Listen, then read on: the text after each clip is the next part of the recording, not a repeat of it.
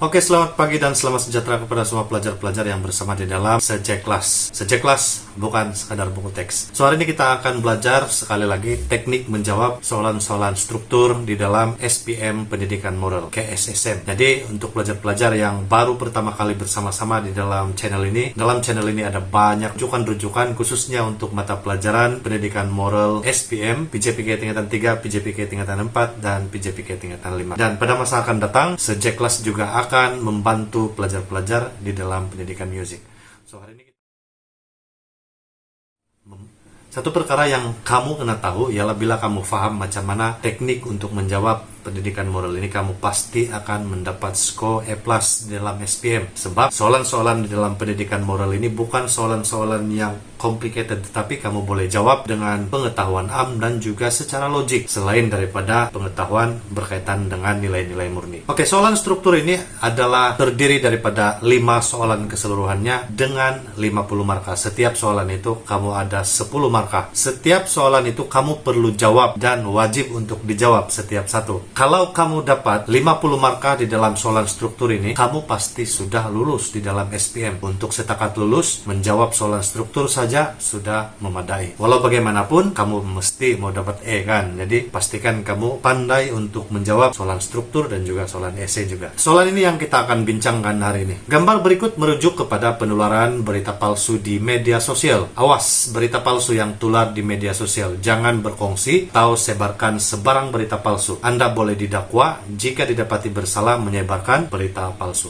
Kita perlu memahami setiap pernyataan dan juga gambar wajah maupun dialog yang disampaikan di dalam setiap pernyataan soalan-soalan struktur. Dan di dalam soalan ini, ia berkaitan dengan berita palsu dan jangan berkongsi tentang berita palsu. Untuk makluman semua pelajar-pelajar, topik ini ada di dalam buku teks tingkatan 5, yaitu pada muka surat 44 dan seterusnya di dalam buku teks. Jadi jangan lupa sambil kamu menonton video ini, kamu tengok juga di dalam buku teks muka surat 44. Setelah memahami soalan, barulah kamu ke soalan yang pertama. Soalan E.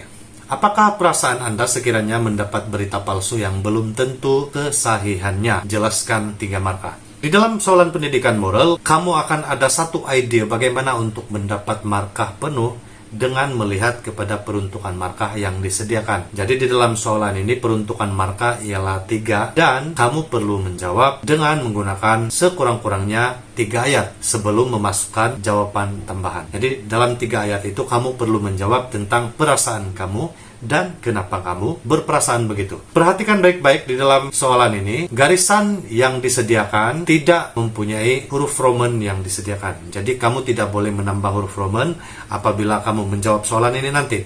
Biarkan garisan itu begitu dan jawaban kamu juga harus ditulis pada garisan.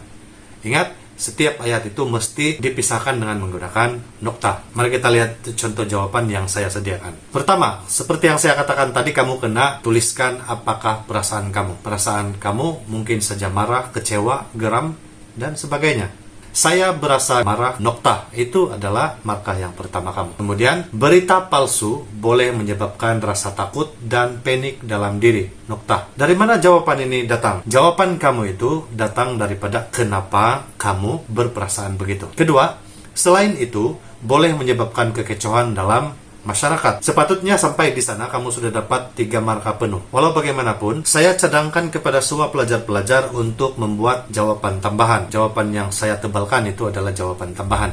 Boleh juga menyebabkan kekeliruan dalam membuat keputusan. Tapi harus diingat, hanya 3 markah maksimum yang kamu akan dapat. Soalan B. Nyatakan kesan sekiranya berita palsu ini berleluasa dalam masyarakat. Peruntukan markah adalah 3 dan apa yang kamu perlu jawab ialah kesan berita palsu. Tidak perlu pening sebab 3 ayat yang kamu kena buat itu sudah disediakan dalam huruf Roman. Setiap jawaban kamu itu sudah ditentukan. Setiap satu huruf Roman, satu jawaban. Ini contoh jawaban yang saya sediakan. Yang pertama, mencetuskan pertengkaran dalam masyarakat. Markah yang pertama. Perpaduan masyarakat tergugat. Markah yang kedua. Menjejaskan image masyarakat, markah yang ketiga. Dan seperti yang saya katakan tadi, kamu perlu membuat jawaban tambahan sebagai penyelamat kamu. Kalau contohnya ada di antara salah satu jawaban kamu yang salah, jawaban tambahan kami akan menyelamatkan kamu. Jawaban tambahan yang saya sediakan ialah menyebabkan konflik dalam kalangan masyarakat. Semua kesan-kesan berita palsu itu kamu senaraikan secara pendek, tidak perlu dijawab dengan menggunakan ayat yang panjang-panjang. Kita lihat pula soalan yang ketiga, soalan C. Terangkan 2 tata cara menggunakan sumber dan menyebarkan maklumat secara beretika dengan peruntukan 2 markah. Ini adalah perkara yang paling mudah kalau kamu memberikan perhatian dalam PDPR yang telah disediakan oleh guru-guru moral kamu. Jawaban ini telah ditulis di dalam buku teks muka surat 47. Kalau kamu ada buku teks, kamu boleh lihat di sana.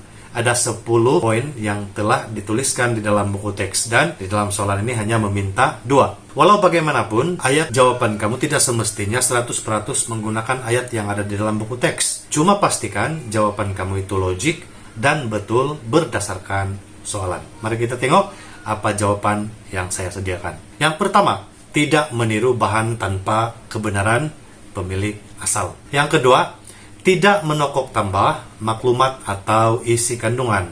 1 lagi markah. Dan pastikan sentiasa membuat jawaban tambahan menyatakan sumber rujukan dengan betul dan tepat. Saya pasti kalau jawaban kamu begini, kamu akan mendapat 3 markah penuh di dalam soalan C.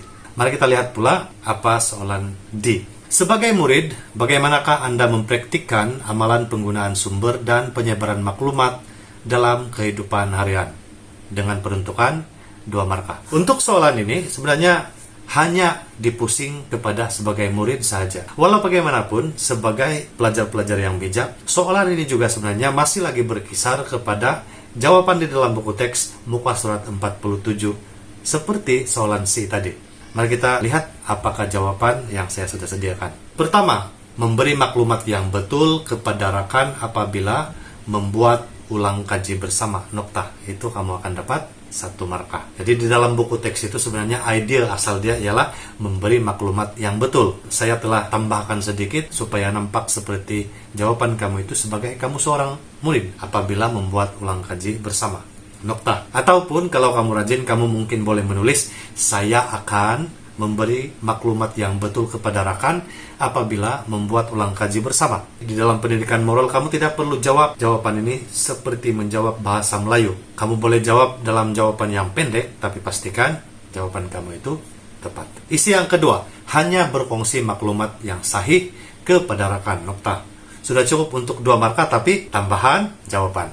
Tambahan jawaban ialah tidak memanipulasi maklumat yang diterima. Sangat mudah sebenarnya apabila kamu memahami konteks soalan itu. Apa yang perlu kamu buat ialah kamu perlu memahami sejak daripada awal, sejak daripada pernyataan soalan itu. Apabila kamu paham tentang pernyataan di dalam soalan itu, kamu juga pasti akan dapat menjawab soalan-soalan yang diberikan, sama ada ABC ataupun ABCD dan sebagainya. Saya yakin dan percaya bahwa kamu akan mendapat markah E+ di dalam pendidikan moral sebab kamu orang yang rajin berusaha. Terima kasih kepada semua pelajar-pelajar ataupun kepada rekan-rekan guru yang bersama-sama dengan Sejek Kelas hari ini. Jangan lupa untuk membuka YouTube Sejek Kelas untuk melihat banyak lagi teknik-teknik menjawab yang lain di dalam pendidikan moral SPM. Struktur, soalan esai. Terima kasih, jumpa lagi Sejek Kelas, bukan sekadar buku teks. Bye-bye.